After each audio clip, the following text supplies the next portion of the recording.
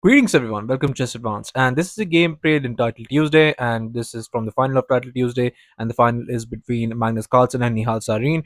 And Nihal is one of the fastest players ever, but Magnus is one of the toughest to beat in the fast tournament, and even Hikaru couldn't beat him. So, this is going to be a tough one, and this is going to be one amazing to watch for us. So, without further ado, let's start with this game. And Magnus, with the white pieces, he plays e4. We have knight to f6 going for the Nimzovich defense. We have d4, but just d5. And now we have e5 just to the advanced variation, and we had knight to f5 but just a c3, and we have e6, bishop to d3, but now we see a trade of bishop captures, queen captures, and just knight g to e7. We have knight to e2 but just going for this knight to f5. You have very beautiful knight here on f5, and most of these positions, even in French defense, you're going to find yourself playing this kind of position. But here, instead of just this knight, you have this very nice c5 in French defense. So here, just knight to g3 was played, just playing on casually. And here, both players are going to castle, and you're going to have a very nice way. But this bishop is just the worst in these positions, because that's difficult to develop and difficult to get rid of. So here, g6 was played, but we have this knight to d2, and we have bishop to e7, knight to f3, and just h5. Just just going for it right from the opening, just going for that attack, and we have this knight captures, g captures, and now just this h4. And the position is very much rich, but it's unfortunately for Nihal, it's much better for Magnus. But Magnus has to find the right order of moves, and here knight cap, and here just rook to g8 was played, but now just going for this bishop to g5, and we have queen to d7, but just g3, and we have queenside castle, but just b4. Magnus is ready for an attack as well. He's trying to push those pawns on the queen side after Nihal has castled on the queen side, and we have king to b8, but now just e4. He's very much there, and all of these threats are just going to be have to be dealt by Nihal in just closed time span. Here, just rook d to f8 was played, and Nihal is just completely ignoring Magnus. He's just going for right at it, where Magnus's king being in the center. He's going to have a lot of counterplay. And here we have king to f1, which is just very good for Magnus, because this is the best best move in this position, because you don't want to castle. If you castle, you're directly getting in the line of the rook, so this is the best place where your rook can be, in between all of these pawns and pieces.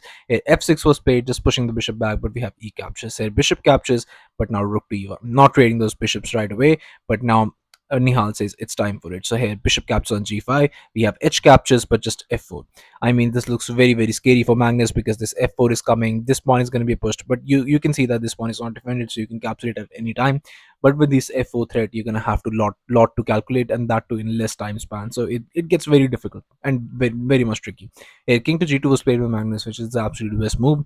We have f captures on g3, and now just f captures on g3. We have e5.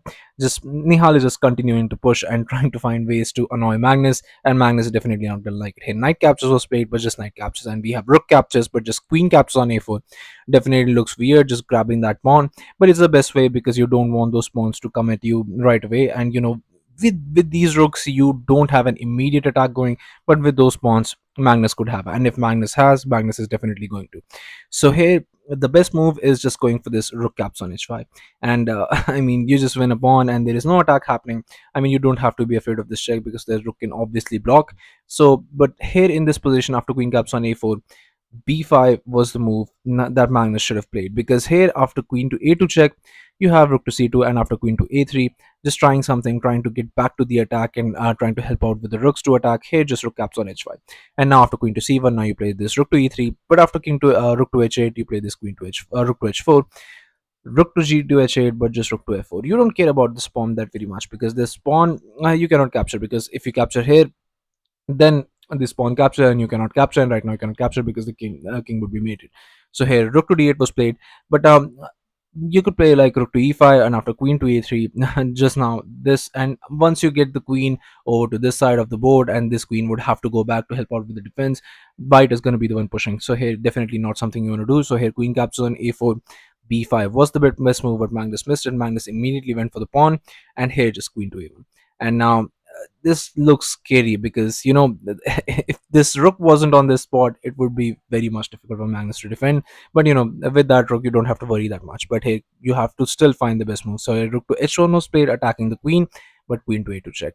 Now rook back to a2 as planned, and here queen to a4, but now just g6, just pushing those pawns. And now after queen to c6, now you have rook h to e1, queen to f6, but just b5. Magnus is starting to just push on both sides of the board. Well, if it works, then why not? Here b6 was played, and now feel free to pause the video and try to find out the best move in this position while I give you a couple of seconds. So congratulations to everyone who's able to find this move. And the move is one of the most crazy ones that you're gonna have to play. And the move is this king to h3. Yes, that's right. Just putting your king on the line of the rook. That's good. This looks scary, but it just completely works. Simply because of the fact that even if you play this queen to h8 check, there's nothing. King to g2, and now if after queen to f6, now if you play again go back to king to h3, there's rook to h8, and now if you come on the board, there is no way you can capture this because the queen is guarding it. Rook is not on that file, so it's gonna take you one move and king would always go back. So you're in a much safer spot in king to h3. But here after b6, here rook to e7 was played, but Magnus just missed a completely big idea and Nihal found it. And he took some time, but he was able to find this move, queen to f2 check. And here Magnus thought now king to h3 just works because here nothing is happening. But this time king that rook check is coming with the tempo. Here rook to e8. Here that rook check was coming with a tempo, but that's not the best move. Here the best move is just going for this rook to f3, and now Magnus is in a lot of trouble because the idea is simple. You just simply have to capture this, and that would be made. There is nothing about this check, and this is going to be very much difficult because there is no way to defend this. I mean, how are you going to defend that pawn? You don't want to give up the rook. What are you going to do in this position? So Magnus tried to mix it up because maybe in low time, maybe he can try out something, just like Magnus always does, that Magnus effect in motion. Here rook to e8 check was played, rook captures, and after king to b7, queen captures on f3. Just he sacrificed the queen. Maybe we can try and push this past pawn, but it's just very difficult. Here queen captures on f3, but king to h4. Now why king to h4? Because after a lot of these checks, you have to be very careful because here the king is on a white square, your rook is on a white square, so you have to be very much careful in these situations. You definitely don't want to overplay your part. You have to first get your rook to safety, otherwise if you lose the rook with a fork, it's going to be very much difficult. Here king to h4, but now just queen to f5 check, a queen to f5, a rook to e5, but now just queen caps on g6. So you get the pass pawn, but maybe Magnus can push this pass pawn, but here Nihal says nope. Here g4, c6, but just rook to e7 check, king to b8, and now just finally going for this g5, but it doesn't work. Here c captures was played, king to g4, and here a5 was played.